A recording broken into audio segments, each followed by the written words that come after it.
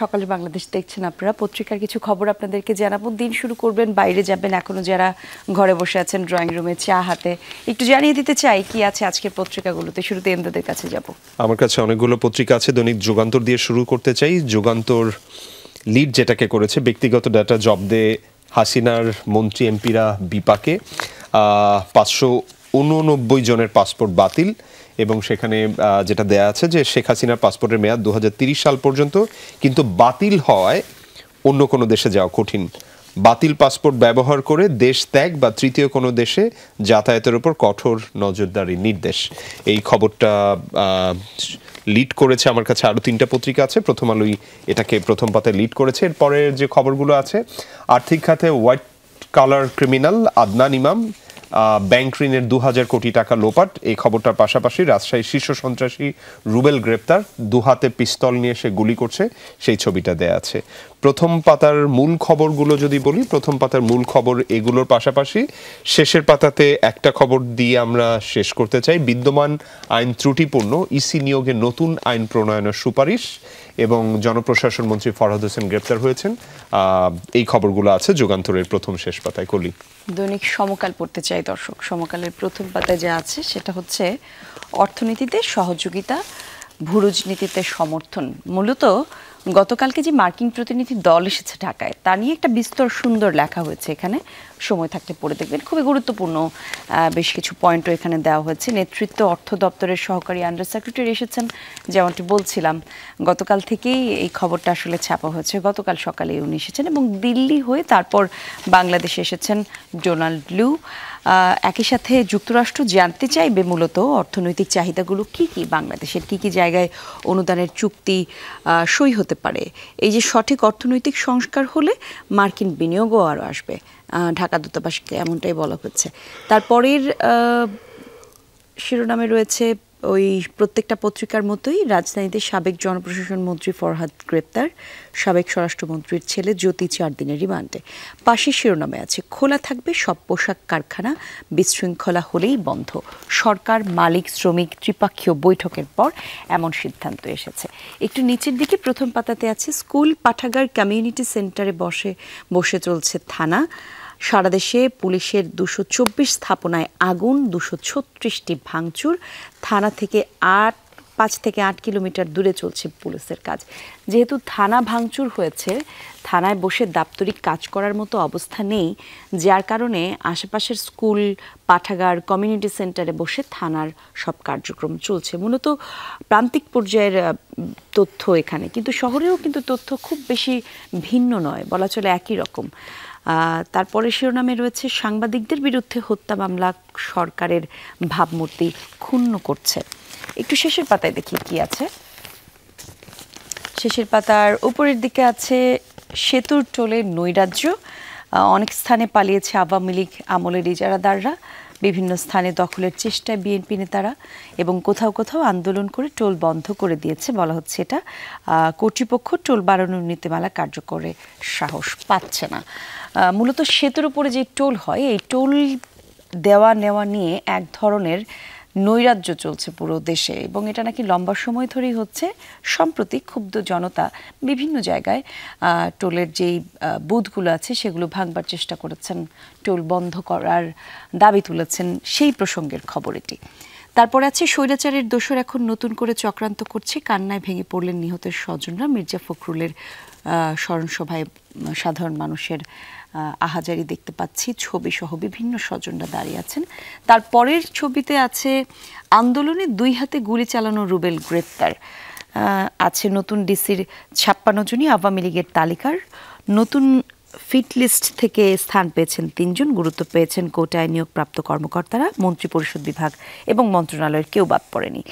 ডেঙ্গুর 2 সপ্তাহে কেড়ে নিল 23 প্রাণ। খুবই গুরুত্বপূর্ণ এবং ভয়াবহ খবর এটি, কারণ আমরা জেনেছি যে কোনো সময়ের চাইতে এখন ডেঙ্গুর যে প্রভাব তা অনেক বেশি বিস্তার করবে, এবং বছরের এই সময়টা যে ডেঙ্গুর বিস্তার হয় এটা শুরু থেকেই আমরা জানতে পেরেছি। কারণ আমরা দেখেছি স্বাস্থ্য খাতের এই জায়গাটাতে বেশ কিছুদিন আগে থেকে এইরকম আভাস দিয়ে আসছিল যে ডেঙ্গুর এই সময়টা আরও বেশি সচেতন হতে হবে, বাড়ির আশপাশ পরিষ্কার রাখতে হবে, একই সাথে মশারি অবশ্যই নিশ্চিত করতে হবে ঘুমানোর আগে যে মশারি টানানো হয়েছে কিনা, এবং বাসায় কোনো ছোট বা বয়োজ্যেষ্ঠ মানুষ যদি থাকে তাদের ক্ষেত্রে আলাদা সতর্কতা অবলম্বন করতে হবে, কারণ ডেঙ্গু এখন প্রায় মহামারী পর্যায়ে পৌঁছে গেছে। হাসপাতালের বেডগুলো যদি আসলে আমরা কাউন্ট করি তাহলে দেখব অন্য যে কোনো সময়ের চাইতে ডেঙ্গু রোগীদের সংখ্যা এখন অনেক বেশি। সামনের 2 সপ্তাহ আরও বেশি ভয়ের, তাই সাবধানে থাকতে হবে এবং খোঁজ খবর রাখবেন ডেঙ্গু সম্পর্কে, কি করতে হবে ডেঙ্গু হলে। সমকাল থেকে আমি এই খবরগুলি জানাচ্ছিলাম। ইমদাদ, ধন্যবাদ কলি। ডেঙ্গুর কথাটা আসলে আমাদের সবার জন্যই জরুরি। আমরা অন্যের কাছে না দিয়ে যে মশার ওষুধ ছেটানো হয়েছে কিনা সেটা না করে আমি নিজের জন্য কি করতে পারি এখন সময় হচ্ছে সেটা। আমার কাছে দৈনিক প্রথম আলো আছে, প্রথম আলোর মূল খবরগুলো জানাতে চাই। প্রথম আলো লিড যেটাকে করেছে, বঙ্গবন্ধু স্যাটেলাইটে বছরে ৬৬ কোটি টাকা লোকসান, যেটা আসলে ডেইলি স্টারও এনেছে। ডেইলি স্টার বলেছে another white elephant project estimated ১৫০০ কোটি টাকা, যেটা বঙ্গবন্ধু স্যাটেলাইট 1। প্রথম আলো বলছে যে বছরে ৬৬ কোটি টাকা লোকসান, এবং সুহাদা আফরিন তিনি আসলে এই মূল প্রতিবেদনটা বানিয়েছেন। প্রধান উপদেষ্টার প্রেস উইংয়ের বিবৃতি, ধর্মীয় স্থাপনায় হামলার কঠোর নিন্দা, কঠোর ব্যবস্থা নেবে সরকার। এবং তার ডান পাশে বড় খবর যেটা, সরকার পতনের 4 দিন আগে বসুন্ধরা গ্রুপকে বিশেষ সুবিধা দেয় ন্যাশনাল ব্যাংক সংক্রান্ত খবরও এখানে আছে। এই খবরটাই মূল পাতার খবর, প্রথম পাতার খবর আসলে এগুলোর পাশাপাশি কারখানা চালুর সিদ্ধান্ত, অস্থিরতা হলে ব্যবস্থা, তৈরি পোশাক খাত নিয়ে করেছেন। শেষের পাতাতে যেতে চাই, প্রথম আলোর শেষের পাতাতে সাবেক 2 আইজিপি সহ 88 পুলিশের নামে হত্যা মামলার ছোট করে যেই সারসংক্ষেপ দেয়া আছে, সাবেক আইজিপি মামুন তার নামে 37টি, সাবেক আইজিপি শহীদুলের নামে 7টি, সাবেক ডিবি প্রধান হারুনের নামে 38টি এবং সাবেক কমিশনার হাবিবুর নামে 33টি মামলা, যেটা হত্যা মামলা দেয়া আছে সেই খবরটা এখানে বড় করে দেয়া আছে। তার পাশে ভারতের পেঁয়াজ রপ্তানির শর্ত শিথিল যদি বলি, যে প্রথম শেষ পাতার মূল খবর এগুলো। পাশাপাশি মাতারবাড়ি বিদ্যুৎ কেন্দ্রকে প্রকল্প বিলাস বললেন জ্বালানি উপদেষ্টা। কলি, প্রথম পাতার মূল খবরগুলো, মানে প্রথম আলোর মূল খবরগুলো এগুলোই আমার কাছে। আমি বেশ কয়েকটা পত্রিকা দেখছিলাম, একটু কালবেলা পড়তে চাই, ভিন্ন রকম কিছু খবর এসেছে। কালবেলাতে ছেপেছে বিএনপি জামায়াতে এখন 2 মেরুতে ত্রয়োদশ নির্বাচনের রোডম্যাপ নিয়ে বাহাস, বলেছেন শক্তিশালী গণতন্ত্র গড়ে অনেক দূর এগোতে হবে বলছেন তারেক রহমান। সেই সাথে নির্বাচন ইস্যুতে আরও বেশ কিছু খবর এখানে দেওয়া হয়েছে, একটু চোখ বোলাতে পারেন কালবেলার অনলাইন পেজেও।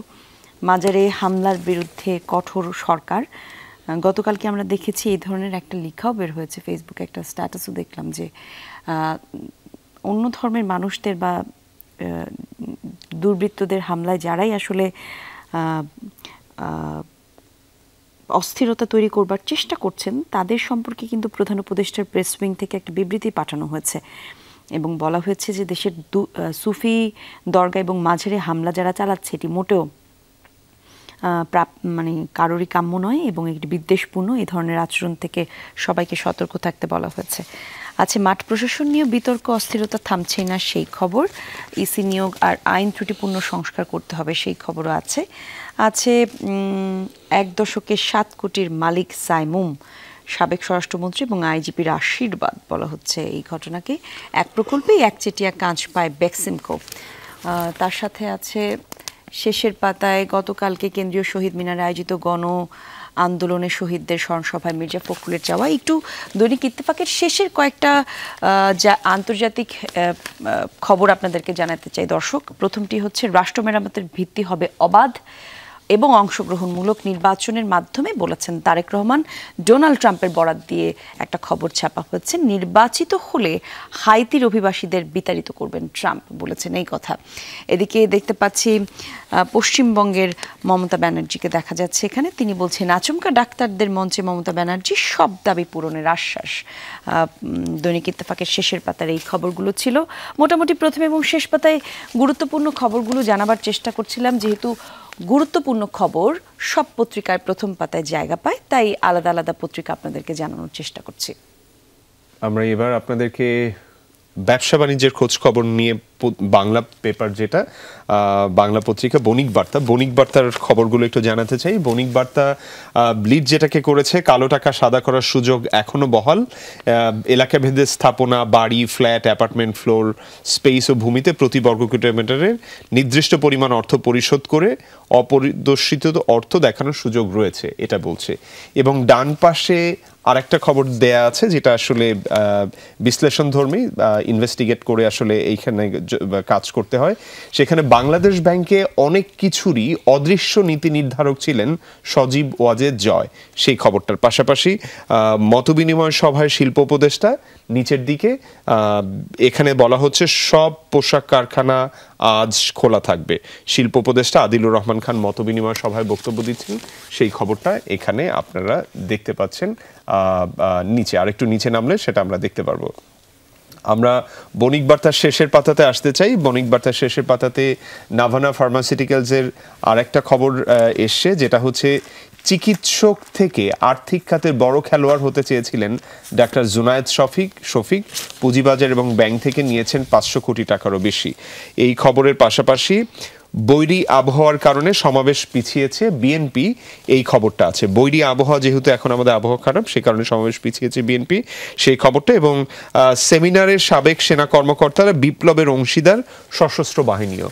মোটামুটি যদি বলি বণিক বার্তার মূল খবরগুলো এগুলোই ছিল আমার কাছে। দৈনিক জনকণ্ঠ পড়তে চাই। জনকণ্ঠের প্রথম পাতায় ছেপেছে ভিন্ন শিরোনাম, তেল গ্যাস খাতে বকেয়া পরিশোধের উদ্যোগ, ধীরে ধীরে সব বকেয়া শূন্য নামানোর প্রত্যাশা আছে। পরের শিরোনামে পোশাক কারখানা আজ থেকে খোলা রাখার সিদ্ধান্ত, বিজিএমের সঙ্গে উপদেষ্টাদের বৈঠক আছে। মাজারে হামলার বিরুদ্ধে কঠোর অবস্থানে সরকার, এই খবরও সেই সাথে আছে। ঢাকায় মার্কিন প্রতিনিধি দল, অর্থনৈতিক পুনর্গঠনে পাশে থাকার বার্তা। তারপরে শিরোনাম আছে শিল্পে অস্থিরতায় মার্কিন ব্যবসায়ীরা উদ্বিগ্ন। আছে বাংলাদেশে দাম কমবে পেঁয়াজের, রপ্তানিতে নির্ধারিত মূল্য প্রত্যাহার ভারতের। আমদানিতে মূল্য নির্ধারণ ছিল টন প্রতি $550, এখন উন্মুক্তভাবে আমদানি করায় দাম অনেকাংশে কমে যাবে। 3 নম্বর সতর্ক সংকেত, আজও থাকবে বৃষ্টি, কাল থেকে কমতে পারে বৃষ্টি। শেষের পাতায় দেখি, শেষের পাতা আছে আগামী পররাষ্ট্রনীতি হবে ছাত্র জনতার মতামতের ভিত্তিতে, সার্জিদ আলম বলেছেন এই কথা।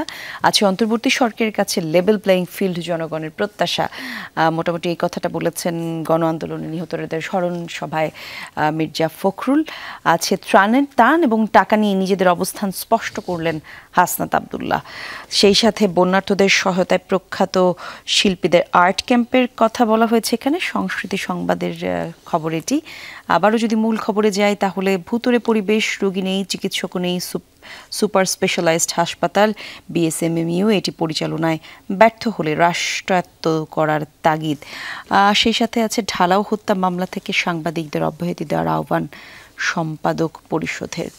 আছে সরকারি অর্থের অপচয় কমাতে হবে, অর্থ উপদেষ্টা বলেছেন এই কথা। সবাইকে অনলাইনে আয়কর রিটার্ন জমা দেওয়ার আহ্বান। তারেক রহমানের বার্তা প্রসঙ্গে আছে বিএনপি সমাবেশে মঙ্গলবার, গতকালকে তিনি যেটি বলেছেন অন্যান্য পত্রিকা থেকেও জানাচ্ছিলাম। তারেক রহমান বলেছেন যে শক্তিশালী গণতন্ত্র গড়ে তুলতে হবে এবং এগোতে হবে অনেক দূর, সেই খবরই এখানে ছাপা হয়েছে। মূল শিরোনামগুলো মোটামুটি একই, কারণ ওই যে গুরুত্বপূর্ণ খবর এক। আপনি কি আরো পত্রিকা পড়তে চান? আমার কাছে দৈনিক দ্য ডেইলি স্টার আছে। দ্য ডেইলি স্টারের মূল খবরগুলো আমরা আপনাদেরকে একটু দেখাতে চাই। ডেইলি স্টার যেটাকে লিড করেছে আসাদুজ্জামান মিয়া, মানে পুলিশের আগের commissioner Mia, wife concealed assets in tax returns, এটাকেই লিড করেছে। এর পাশাপাশি ডেঙ্গুর যে একটা প্রকোপ যাচ্ছে সেটাকে ছবি করা হয়েছে। ছবিটা করা হয়েছে হলো কোনো একটা হসপিটালের, আমরা মেরাদিয়া হসপিটালের থেকে ছবিটা নেওয়া হয়েছে ডেঙ্গুর। এর পাশাপাশি বঙ্গবন্ধু স্যাটেলাইটে যে অ্যানাদার হোয়াইট এলিফ্যান্ট এবং 1500 কোটি টাকা লস হচ্ছে, সেই খবরটা আসলে এখানে দেয়া আছে। No work no pay if unrest doesn't stop today, যদি যে আন্দোলন চলতে থাকলে নো ওয়ার্ক নো পেতে চলে যাওয়া হবে, সেই খবরটা এখানে স্পষ্ট করে মেসেজটা দেয়া আছে। শেষের পাতাতে আসতে চাই। শেষের পাতাতে অনেকগুলো খবরের ভেতরে মূল খবর যদি বলা হয়, মির্জা ফখরুল ইসলাম আলমগীর তিনি বলছেন beware of attacks by Awami League cadres, এই খবরটার পাশাপাশি নাগরিক কমিটি ফর নিউ কনস্টিটিউশনস, এটাও দেয়া আছে এবং আরও কিছু ছবি দেয়া আছে। যদি বলি যে দ্য ডাইলেস্টারের মূল খবরগুলো আসলে এগুলোই ছিল। আমরা চেষ্টা করেছি আমাদের কাছে যে পত্রিকাগুলো ছিল এই পত্রিকাগুলোর খোঁজ খবরগুলো আপনাদেরকে জানিয়ে নিতে। আমরা যদি লাস্টের ডেঙ্গুর খবরটা বলি, যেটা কলি শুরুতেই বলেছিল সমকাল থেকে, ডেঙ্গুটা আসলে এখনো পর্যন্ত লিড নিউজ না হলেও এটা আসলে লিড নিউজের আশেপাশে ঘোরাফেরা করছে। আমার মনে হয় যে আমাদের সচেতন হওয়ার এখনই বড় সময়।